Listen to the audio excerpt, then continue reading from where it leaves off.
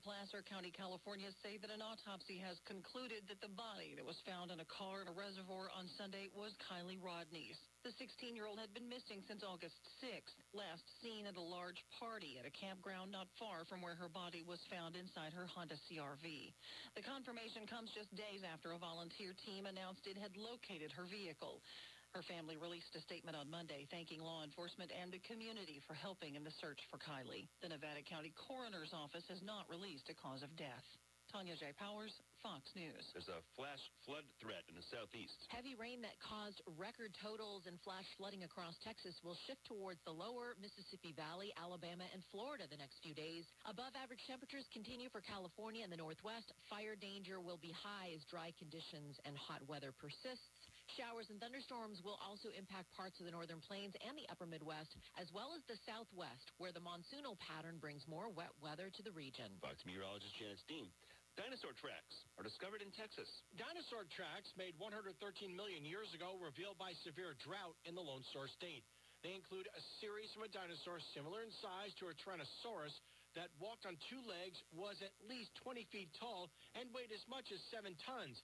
The Dinosaur Valley State Park Superintendent says they're quite a bit older than T-Rex and have a large three-toed track that is very distinct. The park opened 50 years ago and is home to hundreds of tracks of different dinos and other prehistoric animals. CJ Papa, Fox News. On Wall Street, stocks are pretty much flat today so far. I'm Chris Foster, Fox News.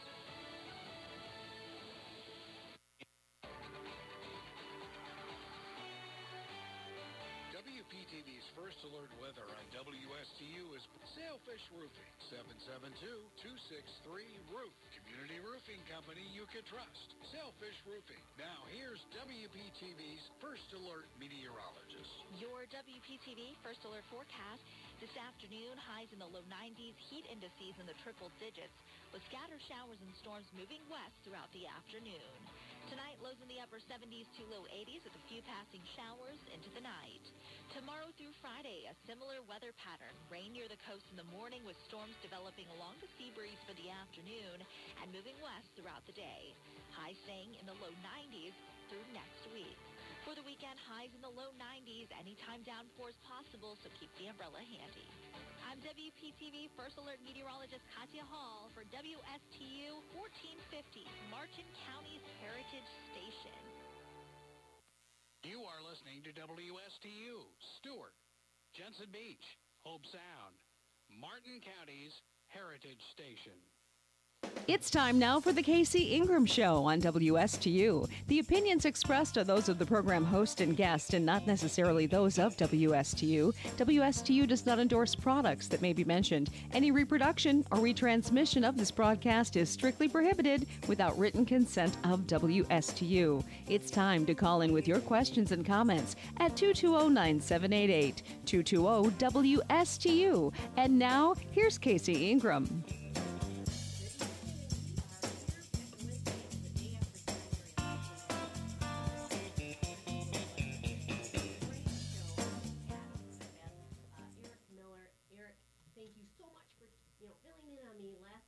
Week. I was sick. I couldn't come into the studio.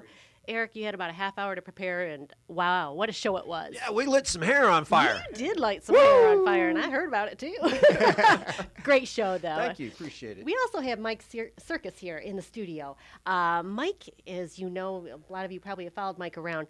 He's been following a lot of the area political happenings, especially the Board of County Commissioners and also the school board, but he follows things along as a resident. And I invited Eric in. He has some really great insight on some of the votes that have been going on. And one in particular we're going to talk about is the pet shop ban, where they banned the puppies and the kittens and the bunnies here at pet stores. So that's going to be a really good topic coming up.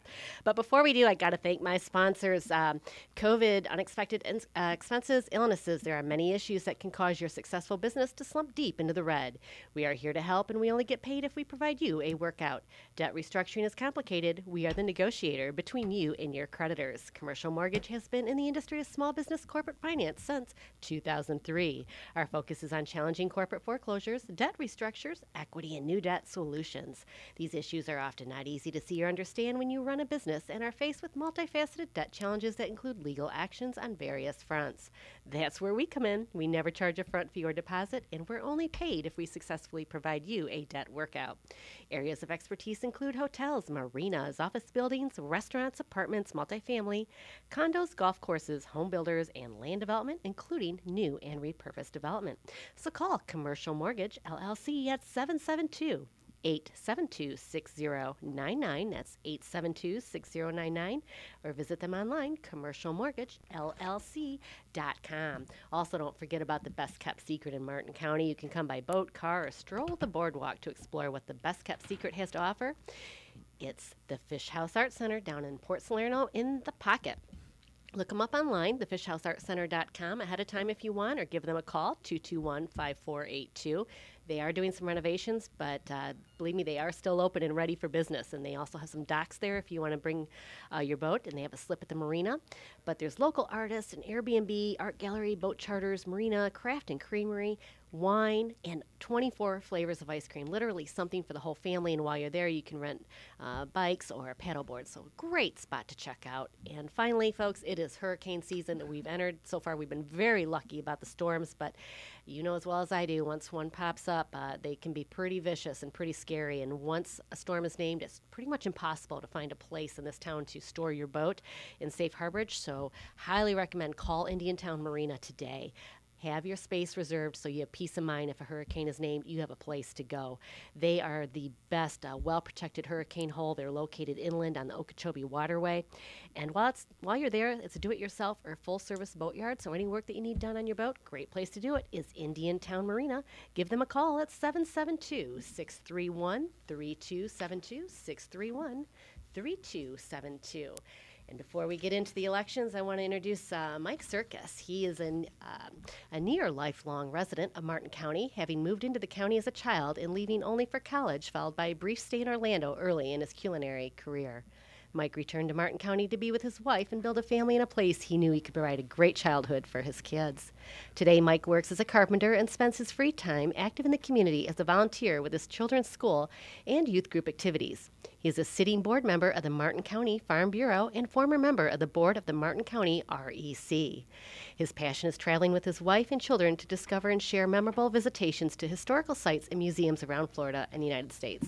So welcome to our humble little studio, Mike. We're excited to have you here, first-time guest, but I know you have a lot to offer. So I appreciate it. I'm excited to be here. As they say, long-time listener, first-time caller. There we go. Thank you for having me. First-time in-studio guest. And you might recognize his name as well. He has submitted some great letters to the editors. I've tried to share them on my page as well, but some great point of views. And that's why when I read those, I said, we've got to have this guy here in the studio. He's got some really good insights. So let's start out by covering the primary election coverage. I'm going to go over some results, but wow.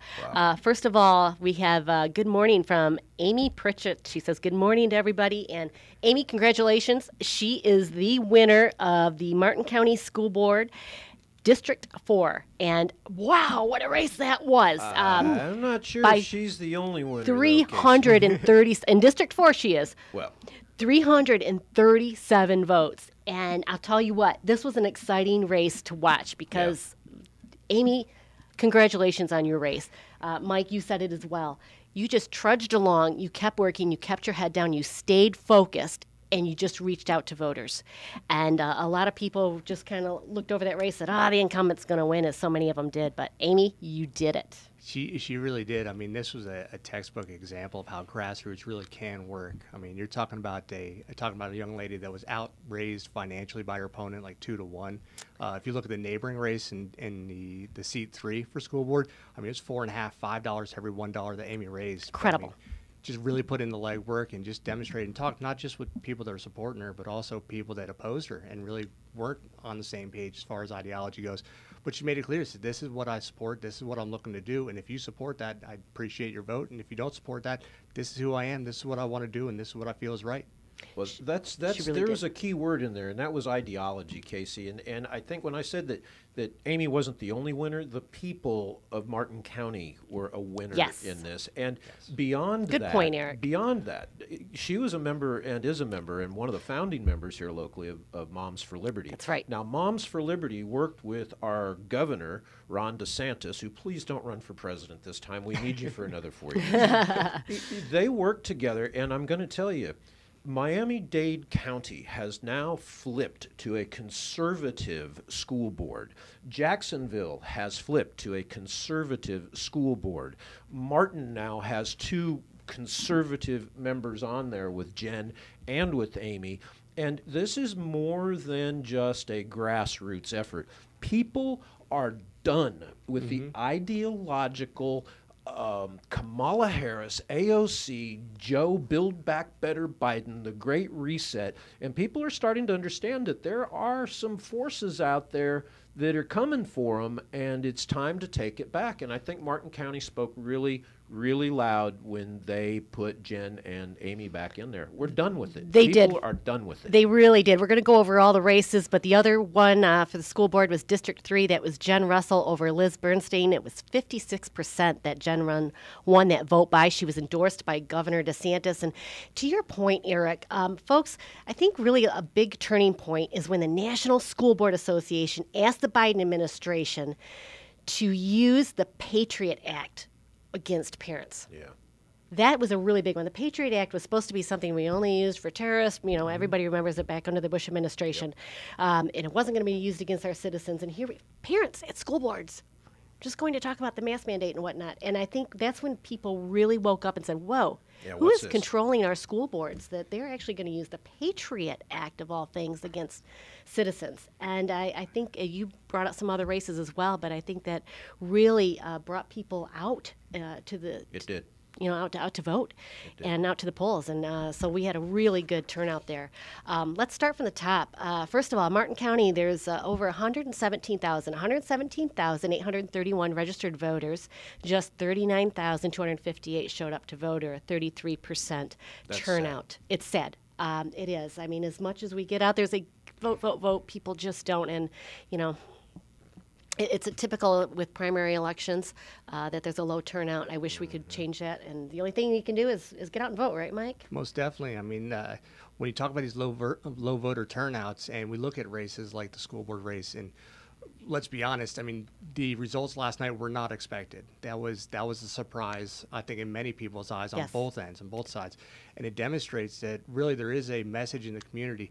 Yeah. Parents have felt like they've been kept away from their kids' education, not just here in Martin County, but the state and the federal level as a whole. There's a very exclusionatory feeling that the school board and it keeps parents away from the kids. Right. And we're finally getting to the point where we're seeing candidates that are willing to step up and say, no, this is nonsense, and we're not going to accept it anymore.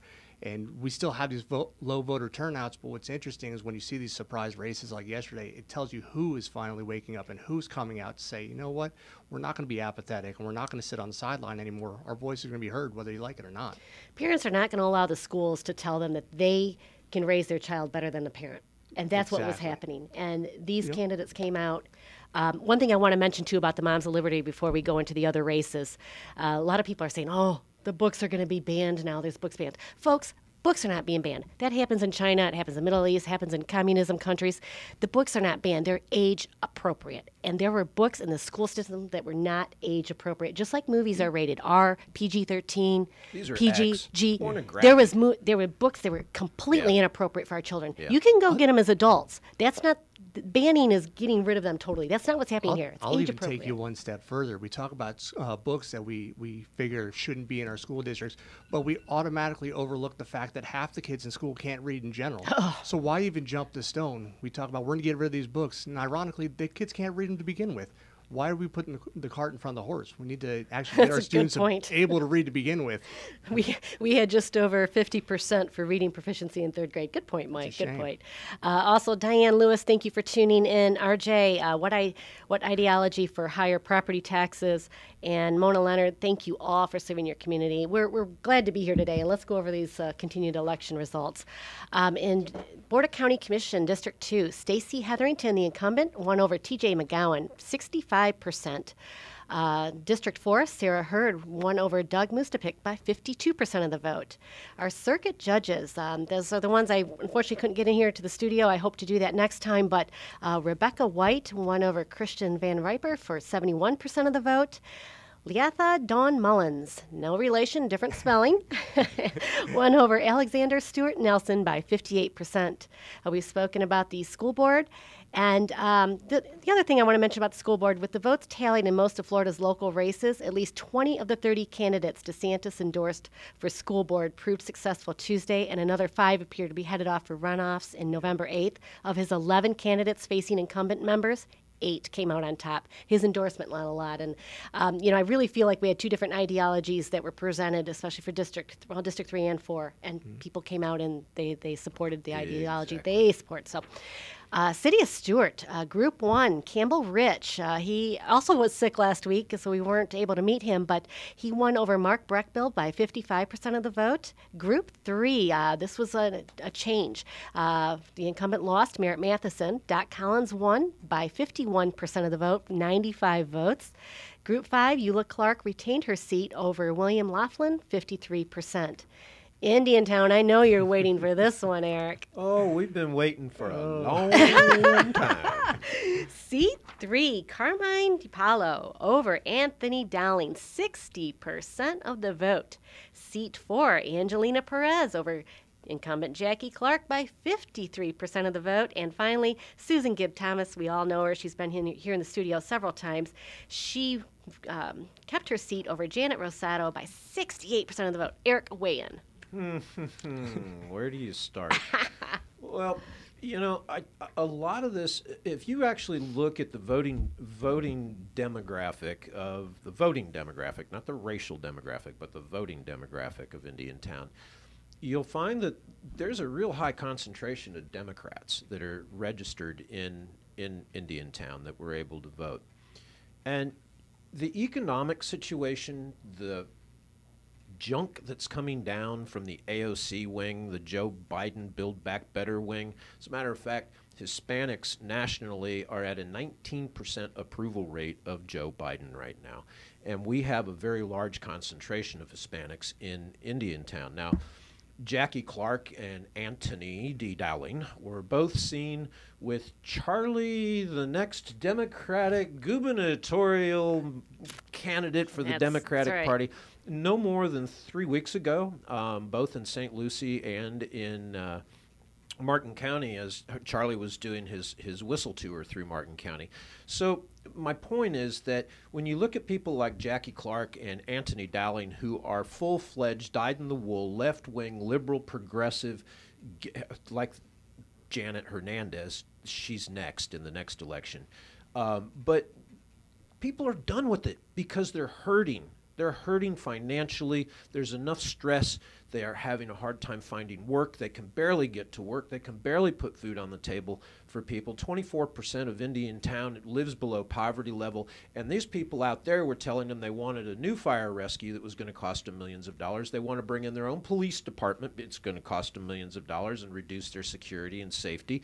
They told them they want to build a $30 million Taj Mahal. And at that, they weren't even following the rules themselves, where Anthony's driving on expired tags, expired license, and his tags are from out of state, okay? We found him standing in front of the polling place behind no solicitation signs, helping people fill out ballots before they go in. So you had a group of people that weren't following the rules and wanted everyone else to follow the rules that they were making, and somehow they had these crowns that were appointed to them. The big outcome, though, is the big problem in Indiantown, and that's Mr. Opalaka, Howard Brown. I hope you're packing your bags, Howard. I was going to say, what's next for Howard? Oh, goodbye, Howard. That's next. Howard's gone. And I want to say to you, Mike Walker, thank you for tuning in. Indiantown, hat trick, congrats. Amy Pritchett, our newest school board member, says Indiantown woke up. Mike Walker, the liberal book banning talking point help conservatives. Parents want ABCs, not LGBTQ. Amen. That's right. That's absolutely right. I also want to say some of those council members were off on a little vacation last week, right? Oh, my goodness. Anthony On Dowling, taxpayer dollars, by the way. Yeah, 4 of them. 4 of them. A weekend at Bernie's. Mr. Guyton Stone, Janet Hernandez, Jackie Clark, and Anthony D. Dowling all went down for a week to Hollywood, Florida on the taxpayers' dime. We calculated that it cost more than $10K for them to get down there. 4 of them just went, on folks. easy numbers. 4 of them went. One to could a have gala. represented Indiantown. If 4 they of needed them to went. be represented at all, because the Florida League of Cities is one of the most progressive and just destructive organizations that exists out there. But they spent the taxpayers' dime to go down there while they're on a campaign, and I think people recognize that when Susan Gibbs and Carmine and Angelina were on the streets waving signs, shaking hands, cooking hot dogs. You know, they're putting in the hours, and these people weren't. Well, folks, and I got to do a huge shout out here for Eric Miller of Talk About Martin. If you go to talkaboutmartin.com, no, you didn't do it by yourself, but you were a huge voice to let people know what's going on in Indiantown. It takes a village for sure, but Eric, you have a website that you put together. You were able to demonstrate to people. You put up videos. I mean, you didn't have to demonstrate anything. You showed the facts. The facts. This is what people are saying. This is what they're doing, and folks, talkaboutmartin.com. It's a great place, not just for Indiantown, but all of Martin County. Right. And you have different contributors. I am one of them. Yes, that we try to bring different hoping information. To find more. We may have an announcement like coming. Mike Syrkus, maybe, possibly. Yeah, possibly. Well, you know, Casey, one of the things that we always advocate on there is that it's more than a village. No flood ever starts without the first raindrop, and every one of us are a raindrop. We're individuals. We have to get involved. We have to engage. And now that we've had these mandates in the school board, we've had these mandates that have taken place in Indiantown, folks, it's not over. This is not over. This is just the beginning. The hard work is going to start for the people that you put in there, like Amy Pritchard, Jen Russell, Carmine, Angelina, and Susan. Their hard work now starts to do what you mandated be done. But you know what? If they don't see you there, if they don't hear from you, if you don't watch them and help keep them on track, if you don't have their back while they're doing this, don't yell that they didn't do what you wanted them to do when you voted for them. You, as a citizen, have the most power. And these raindrops need to start putting a tidal wave together. We need a tsunami. We need to be behind them, keep them on track, and hold their feet to the fire. Let's get some things done to bring our world back to where we know it should be. It's us. We have the power, the people. Truly. And Penny Prelli, thank you for tuning in. She says, thank you, Indiantown, and thank you to Eric. She knows how much you put some voices out there. Just listening to them. It's a new dawn for Indiantown. This is fantastic. There's a new majority on the commission or the council. Before we go back to the last vote that was important to Martin County, I want to talk about what's coming up in the general election, and I'll invite as many candidates that'll come on in the general, but we're going to have Governor Ron DeSantis versus Charlie Crist. Charlie was once a Republican, then an independent. Now he's a Democrat.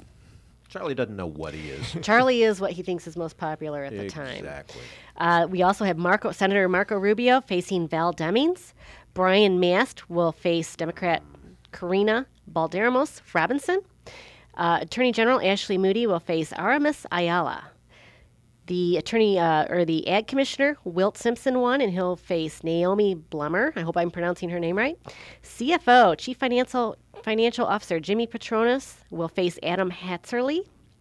And then locally here, Representative John Snyder will face Ray Denzel, and Toby Oberdorf will face Curtis Tucker. So we have a lot of races that are coming up in the general that are still very important. Of course, our Martin County races are decided. And the last one we didn't talk about, that we talked about just last week on the show, Eric, you were very passionate about, was the millage. And you know what? Man. The millage passed by 67%. Yeah, and Michael, I'd be interested in getting your feedback on this. We've shown through the votes that came through the school board a take-back kind of mandate vote. Mm-hmm. We've shown the votes in Indiantown as a mandate, take-them-back kind of vote.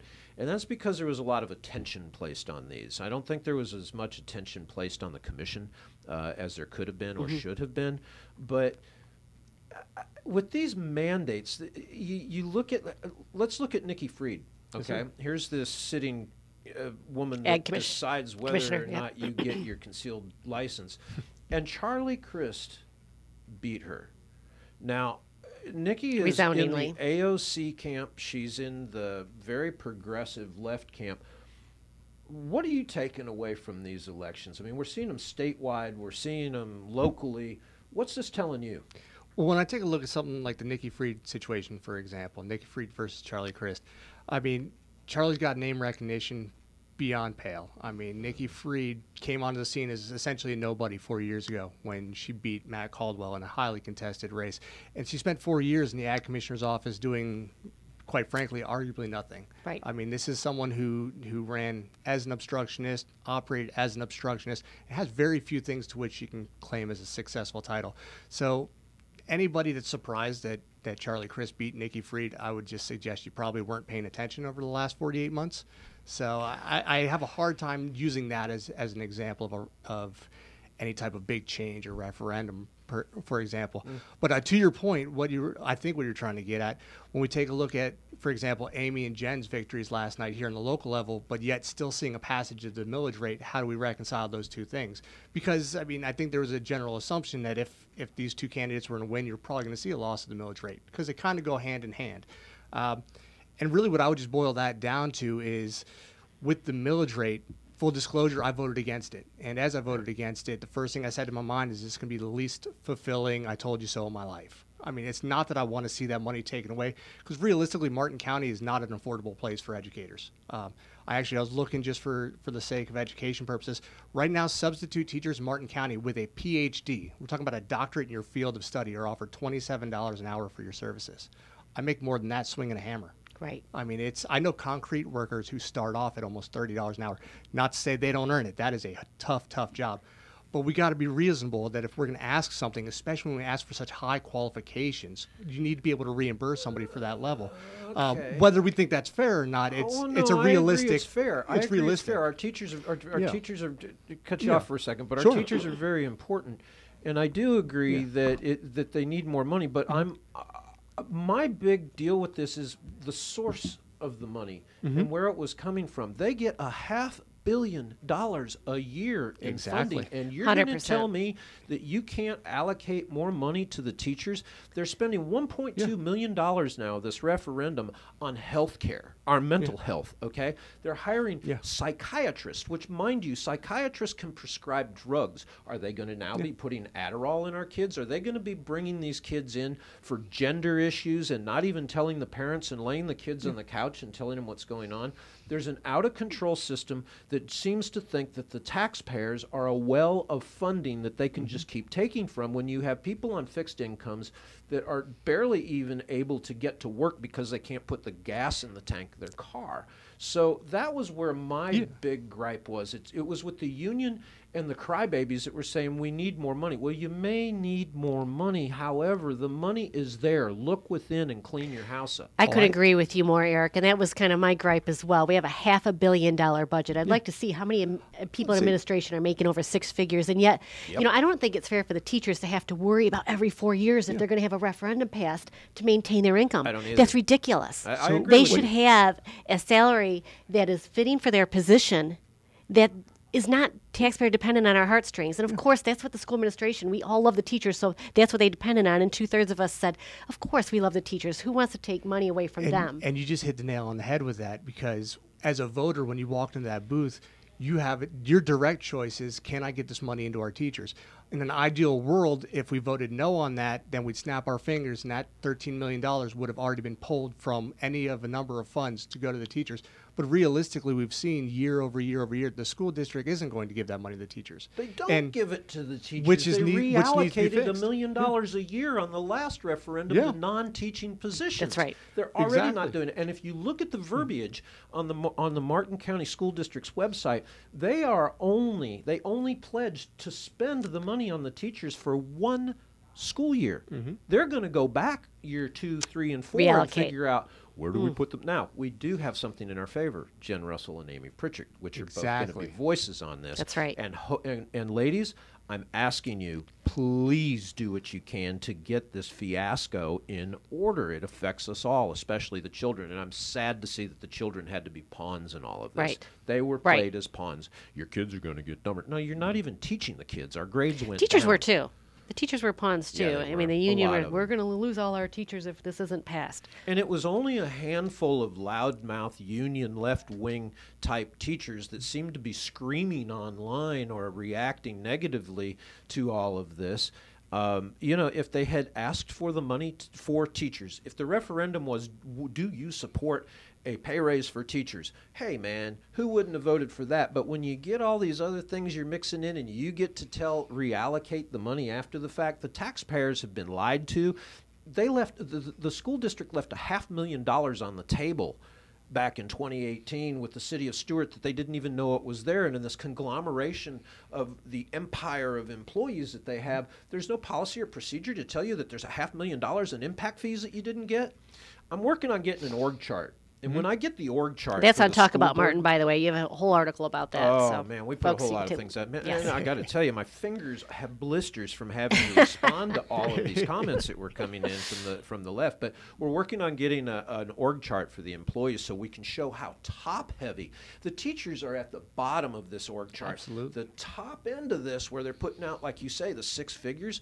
My I was going to say, you're going to include salaries on that, what they're making, because that would be really a fabulous I'm chart. Try. I'm working on getting the org chart just to show people how many employees there actually are. And that's part of the reason that this thing passed with such a large margin is the large voting block of the teachers and the school district employees that who would not vote to fund themselves more money. When people can vote themselves largesse from the Treasury, you know we're in trouble. And look, firefighters, I love you. But there's such a large voting block in the county, in the firefighters, in the school board that anyone that opposes them has such a large obstacle to overcome in terms of votes because they turn out the vote to vote for themselves. RJ just commented, he said both Russell and Pritchett are for the coercive millage tax extension, so I voted for them with a reservation. So just a comment there. And also, this is off topic, but Brent, appreciate you tuning in. You tune in every week. He said, politics aside, I hope everybody has invested in canned food, dried beans and rice while prices are being held artificially low for November elections because the second round of Bidenomics is going to be worse than a Cat 5 hurricane. Yeah, wait till after the midterms. Mike, you're from the agricultural community. You sat on the Farm Bureau. Yes, ma'am. Board. What do you see happening here just with agriculture in Florida? I always think it's something that is not discussed enough, is not covered enough, and it's really our number one industry. It really is. So historically, agriculture has been the financial driver of the state. Not until we really blew up with tourism in the late 1970s when we started to see this mass growth of tourism. Even to today, agriculture is still the second largest financial driver in the state. Ironically, during the COVID shutdowns, when all of us watched videos of tens of thousands of gallons of milk being dumped in fields and pallets and pallets of harvested food going to garbage because it couldn't be distributed, at that same time frame, agriculture actually surpassed tourism because the tourism industry was essentially shut down during the pandemic. So we were once again the financial driver of the state. Most people don't even recognize when we think about cattle. So Florida is in the top 15 states in the nation for cattle. Martin County is in the top 15 counties in Florida out of 67 counties. So, I mean, this is something that really affects everybody on a day-to-day basis. And I would give you the best example that I like to use when we take a look at Hurricane Irma a few years back. So in preparation for the storm, I mean, we had some major Category 3, Category 4 predictions coming up, first up the east coast of Florida, then up the west coast of Florida, to the point where almost 9 million people were actively on the road and evacuating. Oh, that's crazy. And this was just after cars. Well, and I was just saying, speaking of electricity and oil, this was not 3 weeks after Hurricane Harvey had shut down 25% of the oil production in the U.S. as Texas was still underwater. Right. So we had absolutely no idea how we were going to keep these vehicles even driving, but ironically, there was no food shortages. And the reason for that is because of how much food stays local here in the state of Florida. Almost 90% of the food in the United States, if you go to California in December, you're probably getting your food from Florida. Wow. So, I mean, 90% of the winter crop for vegetation for the United States of America comes out of the state, which provides us a security that most states can only dream of. That is good to know. I did not realize that. Yes, ma'am. It's very impressive to take a look at how much we obviously retain here in the States, but what we ship out to our neighbors. And the sad part is the amount of fruits and vegetables that get imported into the United States from Mexico, Brazil, a lot of these neighboring South American nations, they're the same things that we produce. We're in the same tropical climate. We're in the same type stratosphere. So we're able to produce the same things, but because of labor costs, other economic factors, it's just not financially feasible for most people here in Florida to produce at the rate that you get in Mexico or where you can get beef out of Brazil. I mean, it's absolutely insane. I did a show on it. It was incredible how much beef's coming in when we have it right here. I'm a big-time tobacco advocate. I had a very good friend of mine that grows cigar tobacco up in Central Florida. We were a cash crop of cigar tobacco in the late 1800s up until about 1950. And a real good friend of mine said up in the Claremont area has a 20-acre farm growing tobacco. He's the only one in the state of Florida that still does it. And he'll openly admit the only way that he can do this is because he has a retail chain where he can sell his cigars at retail price. What he pays for 1 hour of labor for his guys to work on his farm is the same thing that Nicaraguans are charging for the entire day. And when they work a day, it's not an 8-hour day. You're talking about a 12 to 15-hour day. If the sun is up, you're working. How do you compete with that? You just can't. That's you right. You really can't. That's right. Well, and then you have the small farmer and the small homesteader like myself that, we're 90% sufficient on our property with electricity, with water, and with our food. We have our own livestock. Now, if I want to raise extra cattle, extra pigs, extra chickens, I can't turn around and sell those butchered to my neighbors. I have to actually sell them to them, and then they have to take them to a USDA certified house in order to be able to do that. Nearest one, I think, is over in, where's the place near the West Coast with all the antiques and everything? Anyway, it's a good trek from here. It's an hour-and-a-half trek, the nearest USDA house. So, keeping things localized. I mean, the cottage industries, from selling preserves, pickled goods, these types of things. There's a whole list of things that I can actually, like Amos Miller with the Amish, that's under siege right now by our wonderful FBI and federal government for wanting to sell his own farm products. I think if we can centralize even more on a local level the type of small farmer and distribution, we're going to be even better, that we don't have to rely upon the big chain to be able to bring us the things. Again, we're speaking with Eric Miller, Talk About Martin, and we have a special guest. We have Mike Syrkus here in the studio. You can call in with your questions at 220-9788. That's 772-220-WSTU. And, of course, I'm watching Facebook Live feed here as well. Eric, to your point, Mom, how you doing? She tunes in every week. I don't say hi to her enough, but love you, Mom. But she did a good job, Mom. Thanks. All her credit. But she told me a story just yesterday. She has somebody up in Indiana that's raising rabbits, and he cannot find a place to sell the rabbit meat. And so he went into the local grocery store, and lo and behold, they're selling rabbit meat. He said, "Hey, I can source it locally. Will you buy my rabbit meat?" Can't. Nope, because there's no USDA inspector. Yep. Where are they getting their rabbit meat? China. There you go. Bringing it in from China. So he you can't guys even just do touched on, rabbits. This is tied for the first place issue in the cattle industry. There's two main issues in the cattle industry right now. That's mandatory country of origin labeling, whereas people are importing quarter cuts of the cow that are clean but not actually processed or not actually cut up and ready for market. They bring it in from Canada, they're bringing it from Mexico, bringing it from Brazil, but because it is cut, quartered, and processed in the U.S., you can stick a made in the U.S. label on it. Again, I'm a carpenter, so if I go buy a DeWalt hammer, it says made in America, but they have to label that the parts and pieces, the metal itself, the metallurgy comes out of China. So why is it that even with beef, you can import beef from other nations, but you can't write this is what comes from China? And it comes from. You should. And to your point, as far as the FDA, I mean, that is, like I said, tied for first place, the issue. I can't tell you how many people I know that are cattle farmers that are selling their cows at, if they're getting $1 a pound, they're lucky. I mean, absolutely lucky. And then you're looking at $4.50, $5, $6 average coming out of the packing house because it's legally required to send to an FDA facility for packaging and consumption. This isn't a regulation we have on fruits, on produce, or anything else except for proteins themselves.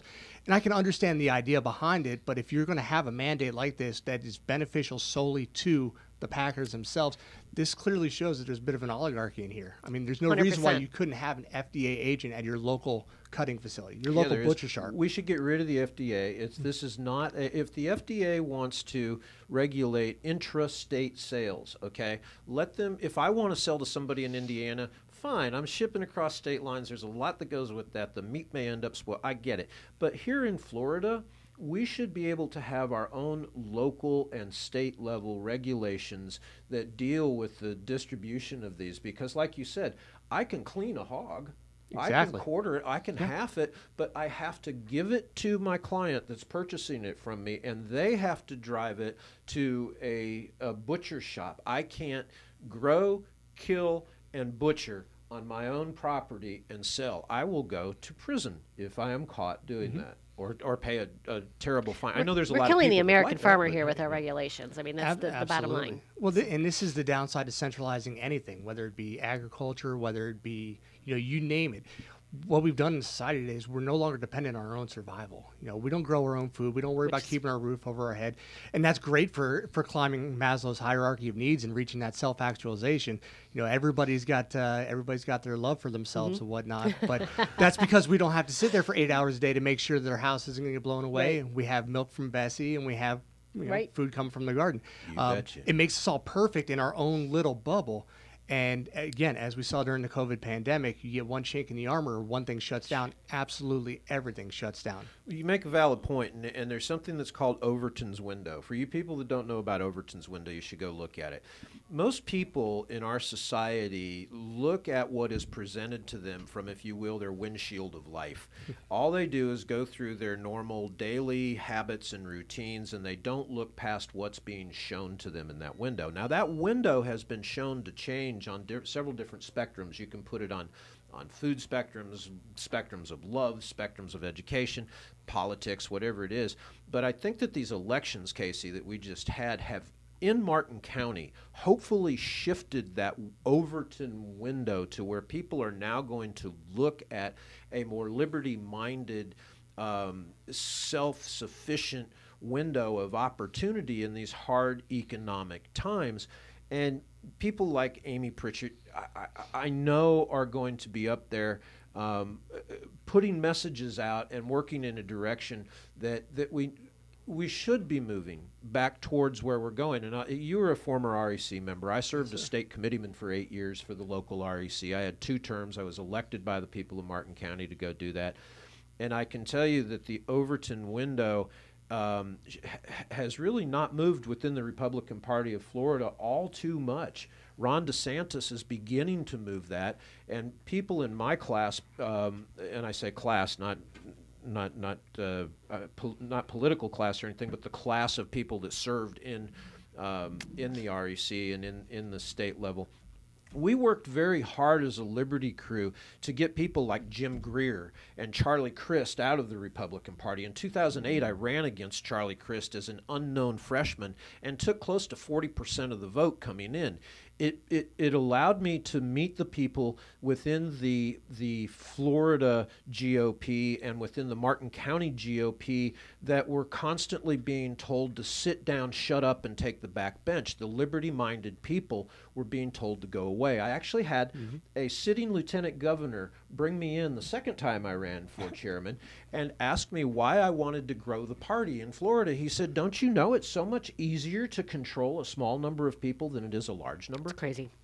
Okay. Absolutely crazy. So that window, it takes time for it to shift, but hopefully Ron, and I helped a lot to get Ron and Matt Getz and a lot of other people in to where they're at in the background. And I'm not looking for credit. I'm just telling you that there are raindrops out there that are working to try to make some of these things happen. And as that window shifts and you see things changing, understand that there are forces behind it, people, and you can be a part of that force. And we need involved. more than 33% to look at that window. I mean, that's the shame that I look at how many people. It's only 33% that really were involved.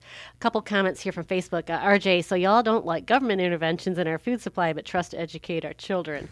I'm not sure that's exactly. Whoa, who you putting in there, RJ? No, I don't. I'm an advocate for microeducation. I think that if they're getting $28,000 a year in this school board per student, if you take their budget and you divide it by the number of children that are in the system, there's $28,000 a year per child that's being spent.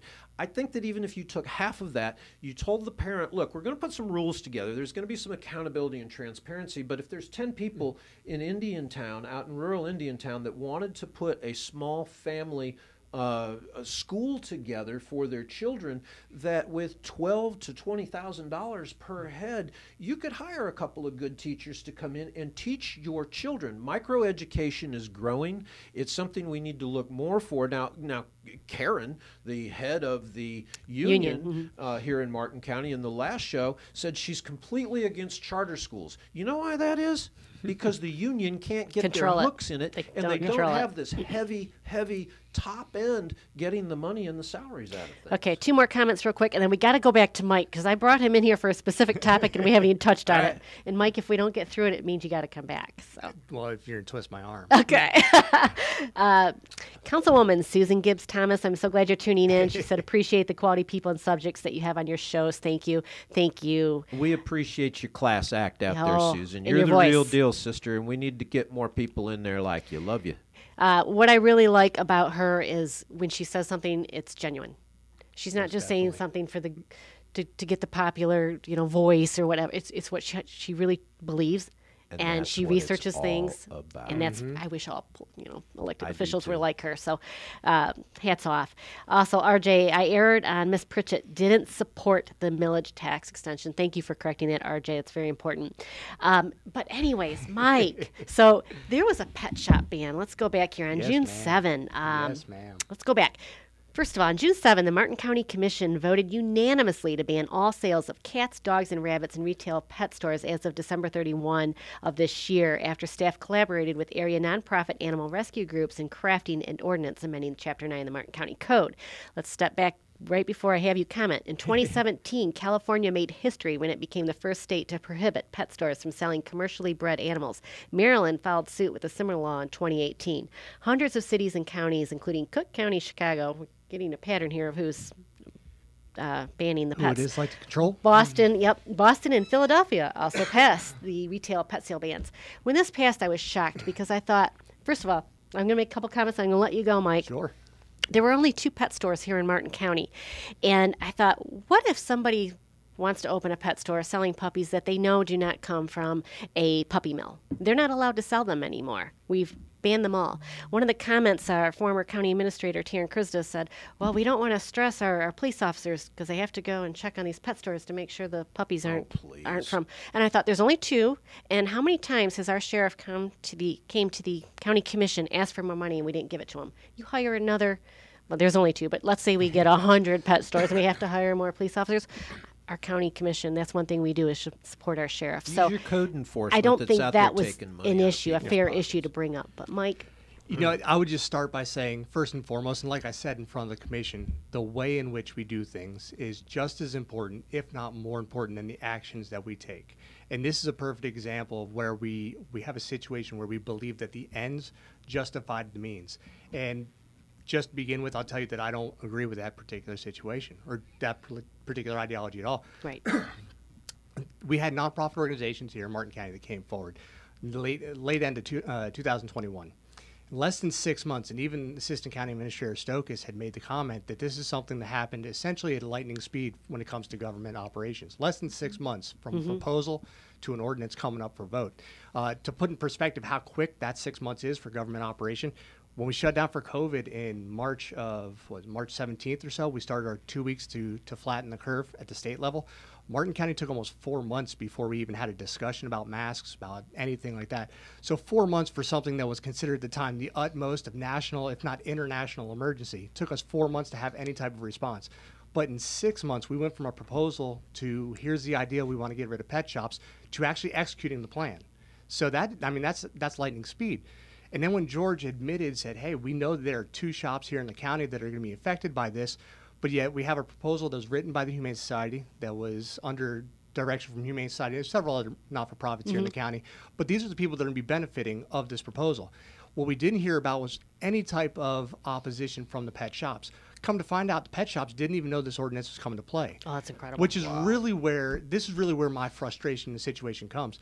If you're a landowner in Martin County and you have a property within 300 feet of any other property owner, you have to put into certified mail that you're going to have your proposal come up before the LPA, come up before the commission, and you have to give adjacent property owners the opportunity to say, I love your product, I hate your product, I don't want to see you develop land. So to me, the idea that a commission, the commission would sit back and know distinctly who these 2 shops are. It's only 2, mind you. It's only 2. Only 2 shops. They were able to put notices out to every municipality, 5 different municipalities in the county. Went out put out notices to all municipalities saying we're going to have an ordinance that covers you, and if you want to opt out, you can. But they were able to tell all 5 municipalities we're going to do this, but nobody could pick up a phone and call these 2 pet shops and say, hey, listen, come and defend yourself.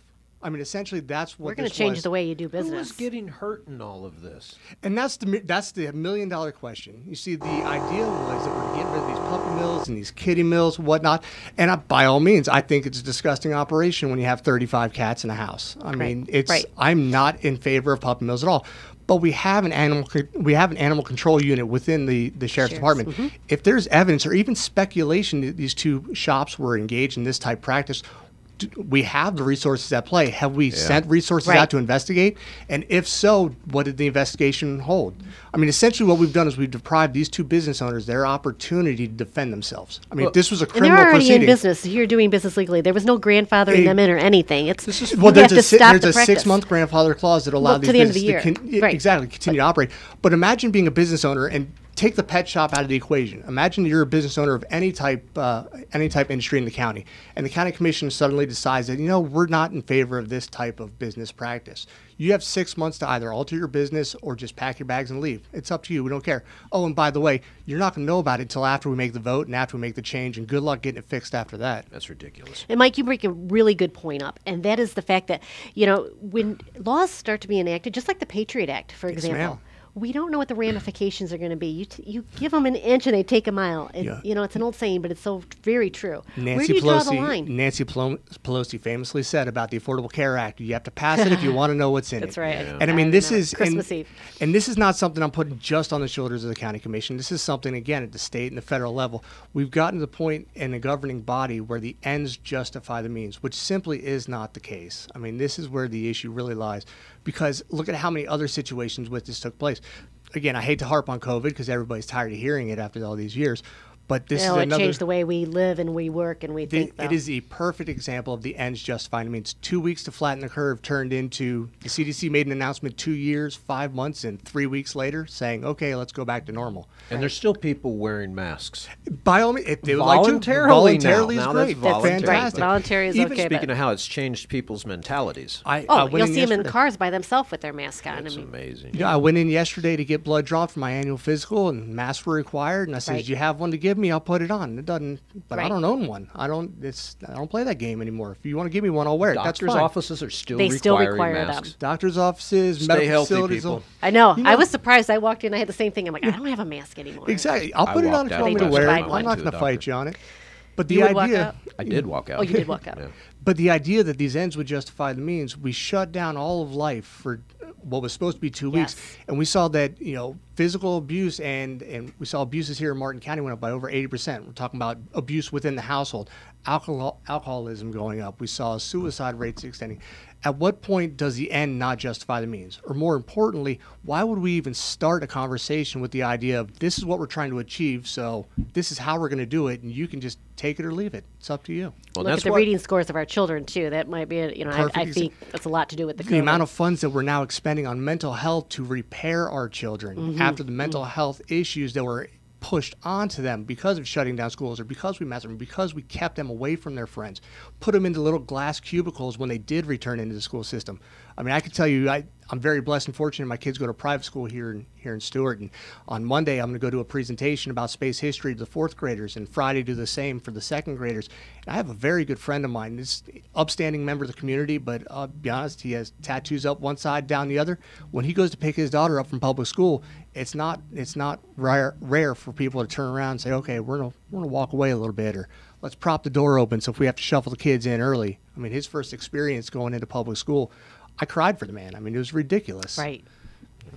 It is. It's a crazy world, and I think this brings a really good point. And Mike, I know that I've seen you at a lot of different county commission meetings. You're following these along, and I think it's really important that government really starts here. Government regulations start locally. We talk about federal, we talk about state, but my goodness, there's a lot of issues that happen here that affect us. And I think the pet shop ban was one that surprised everybody.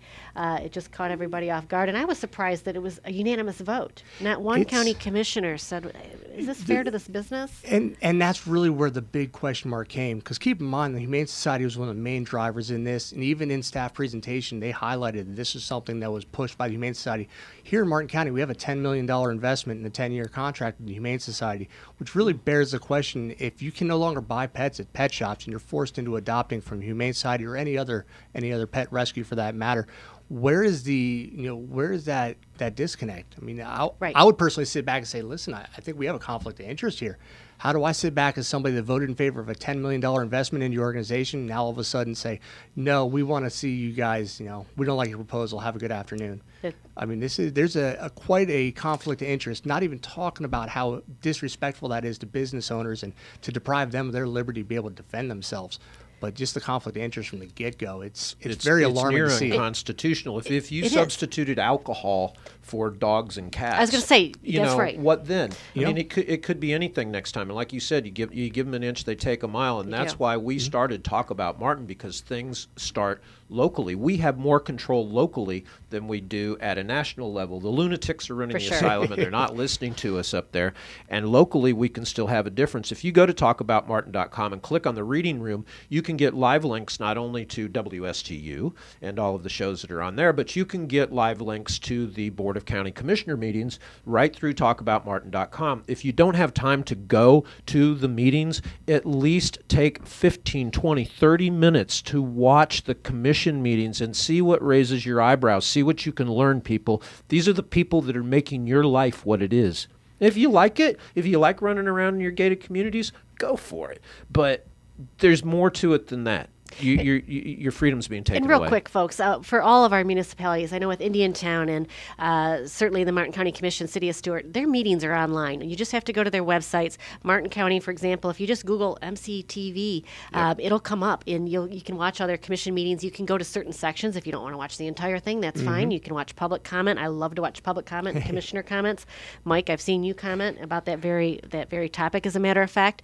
But super important, also Martin County Commission and the county administrator emails, they're online. Just Google Martin County BOCC emails. A link will come up and you can see what emails are coming in.